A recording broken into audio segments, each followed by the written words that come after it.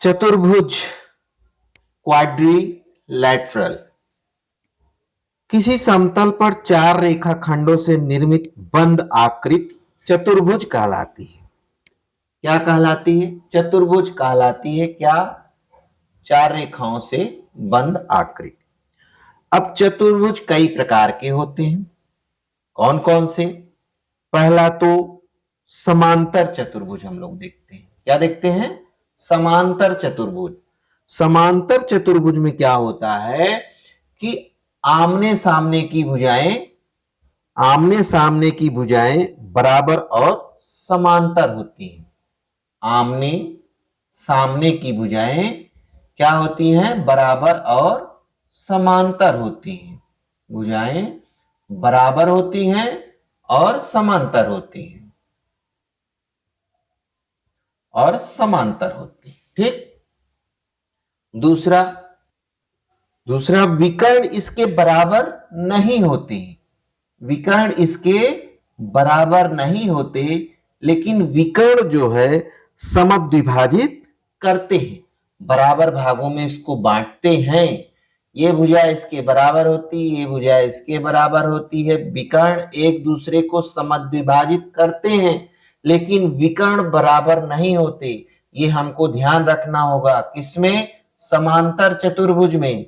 समांतर चतुर्भुज में विकर्ण बराबर नहीं होते। विकर्ण बराबर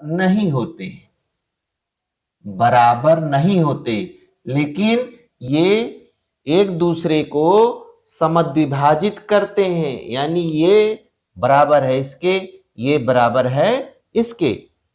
तो ये हमको ध्यान रखना होगा। इसमें समांतर चतुर्भुज में। चतुर्भुज का दूसरा प्रकार है वर्ग। तो वह समांतर चतुर्भुज जिसकी सभी भुजाएं समान हो, प्रत्येक कोण 90 अंश का हो और विकर्ण इसके बराबर होते हैं। क्या होते हैं? विकर्ण इसके बराबर होते हैं और विकर्ण एक दूसरे को 90 अंश पर समद्विभाजित करते हैं।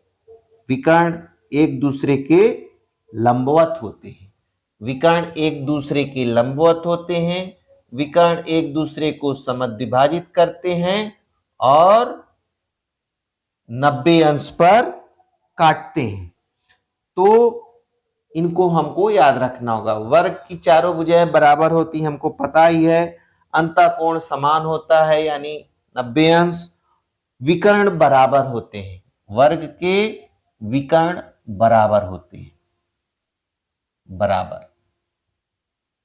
जबकि समांतर चतुर्भुज में विकर्ण बराबर नहीं थे और समद्विभाजित करते थे, लेकिन वर्ग में बराबर होते हैं।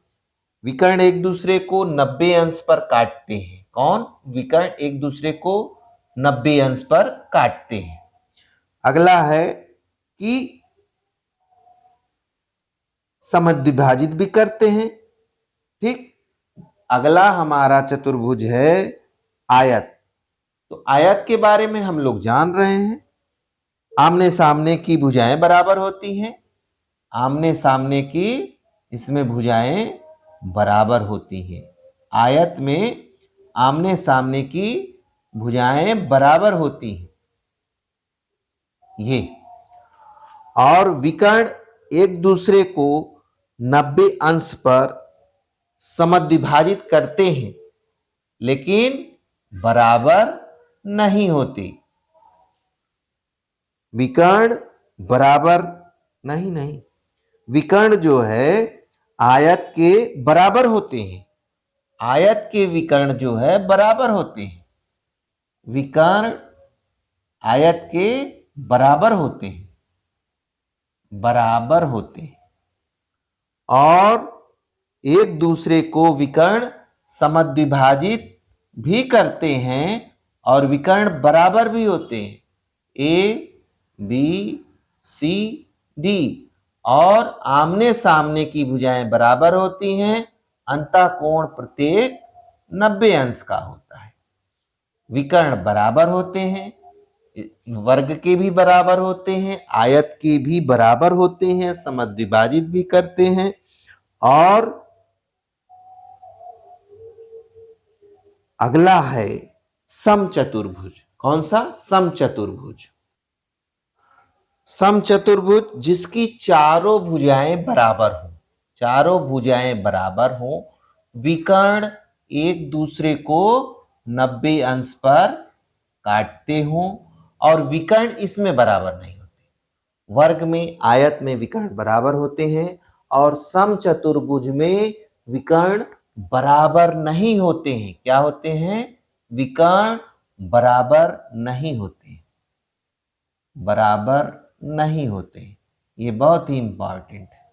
इसके विकर्ण बराबर नहीं होते। ए बी सी डी है तो विकर्ण बराबर नहीं होते, जबकि एक दूसरे को ये 90 डिग्री पर काटते हैं।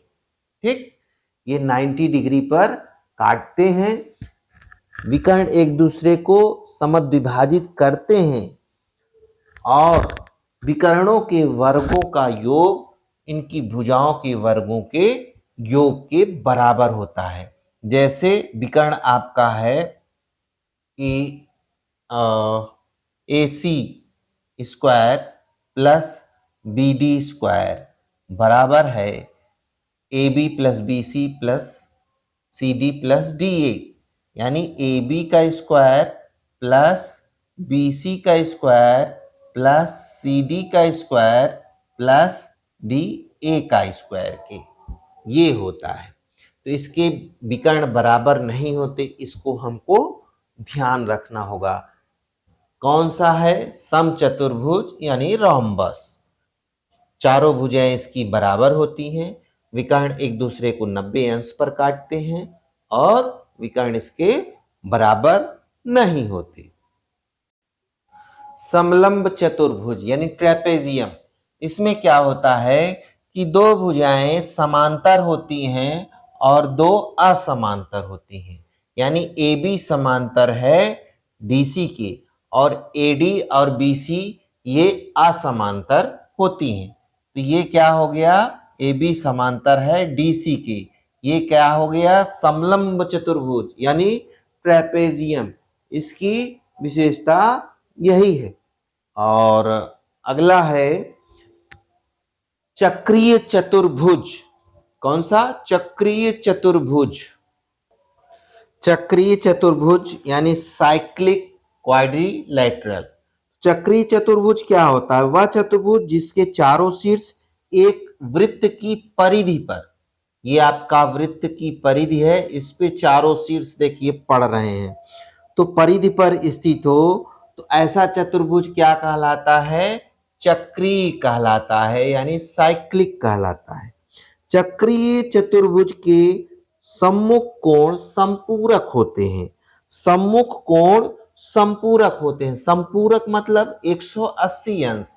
ये कोण और ये कोण संपूरक होंगे, यानी कोण P प्लस कोण R बराबर होगा 180 डिग्री के। क्या होगा? 180 डिग्री के। इसी तरह से कोण Q प्लस कोण S, कोण S प्लस कोण Q क्या हो जाएंगे? ये भी 180 डिग्री के हो जाते हैं। चक्रीय चतुर्भुज का बहिष्कोण सम्मुख अंतःकोण के समान होता है। तो ये भी हम देख सकते हैं। जैसे ये है, इसको बढ़ा दिए बहिष्कोण, तो बहिष्कोण आपका हो गया, मान लीजिए ये है T के, तो क्या हो जाएगा? RQT हमारा बहिष्कोण हो जाएगा। RQ और T ये हमारा बहिष्कोण है, ये बराबर है RSP के। RSP के इसके बराबर होगा। ठीक, यानी बहिष्कोण जो होता है सम्मुख अंतःकोण के समान होता है। ये हो जाएगा बराबर एंगल आर एस पी की, आर एस पी की। ठीक, यानी सम्मुख अंतःकोण, बहिष्कोण जो है सम्मुख अंतःकोण के बराबर होता है। ये चक्रीय चतुर्भुज की विशेषताएं हैं। अब कुछ महत्वपूर्ण बिंदुओं पर हम लोग चर्चा करते हैं जो परीक्षाओं में महत्वपूर्ण है, इसलिए इसको बड़े ध्यान से देखिए। अब देखिए, ये है समांतर चतुर्भुज, ये है आयत, ये है समचतुर्भुज, ये है वर्ग। अब इनके बारे में हमको ये बहुत विशेष ध्यान रखना होगा कि एक समांतर चतुर्भुज की क्रमागत भुजाओं के मध्य बिंदुओं को मिलाने पर बनने वाला चतुर्भुज क्या होता है? समांतर चतुर्भुज होता है। जैसे ये आपका क्या हो जाएगा? ये आपका समांतर चतुर्भुज बनेगा। ठीक, ये कैसा चतुर्भुज होगा? समांतर, समांतर होगा। दूसरा, आयत की क्रमागत भुजाओं के मध्य बिंदुओं को मिलाने पर बनने वाला चतुर्भुज कैसा होगा? समचतुर्भुज होगा। ये कैसा होगा? ये समचतुर्भुज होगा, ये समचतुर्भुज होगा। ये जो चतुर्भुज होगा ये समचतुर्भुज होगा। ठीक, और एक समचतुर्भुज के मध्य बिंदुओं को मिलाने पर बनने वाला चतुर्भुज ये क्या होता है? ये आयत होता है। ये जो है ये क्या होगा? ये आयत होगा, ये आयत होगा। इसको हमको विशेष रूप से ध्यान रखना है। फिर देखिए, वर्ग की क्रमागत भुजाओं के मध्य बिंदुओं को मिलाने पर बनने वाला चतुर्भुज ये क्या होता है? ये वर्ग होता है। ये क्या होता है? ये वर्ग होता है। तो यह भी वर्ग होगा। तो इसको हमको विशेष रूप से ध्यान रखना है। समांतर चतुर्भुज के मध्य बिंदुओं को जब हम मिलाएंगे तो इसके अंदर जो चतुर्भुज बनेगा समांतर होगा। आयत के अंदर जो बनाएंगे वो समचतुर्भुज होगा। समचतुर्भुज के अंदर जो बनता है वो आयत होता है। वर्ग के अंदर वर्ग ही बनेगा। तो समांतर और वर्ग इन दोनों का सेम है। आयत में सम का बनता है, सम में आयत का बनता है। ये दोनों हमको विशेष रूप से ध्यान रखना होगा। बहुत सारे प्रश्नों में इसका उपयोग होता है। बहुभुज या पॉलीगन, n भुजाओं वाले समबहुभुज का प्रत्येक बाह्य कोण जो होता है वो क्या होता है? प्रत्येक बाह्य कोण, प्रत्येक बाह्य कोण जो होता है वो होता है 360 बटे n, 360 डिग्री बटे n। तो ये प्रत्येक बाह्य कोण। अब प्रत्येक अंतःकोण क्या होता है? n भुजाओं वाले समबाहुभुज का प्रत्येक अंतःकोण कितना होता है? अंतःकोण, प्रत्येक अंतःकोण जो होता है वो बराबर होता है n-2 इंटू 180, n-2 गुणे 180 बटे n। ये हमको याद ही करना पड़ेगा। अंतःकोण क्या हो जाएगा? प्रत्येक अंतःकोण, प्रत्येक बाह्य कोण 360 बटे n, प्रत्येक अंतःकोण n-2 into 180 degree divided by n के सभी बाह्य कोणों का योग कितना होता है? ये होता है 360।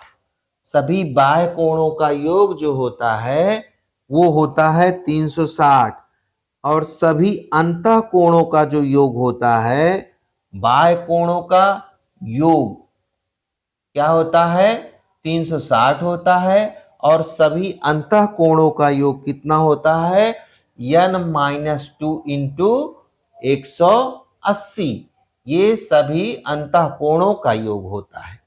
अब देखिए विकर्णों की संख्या क्या होती है।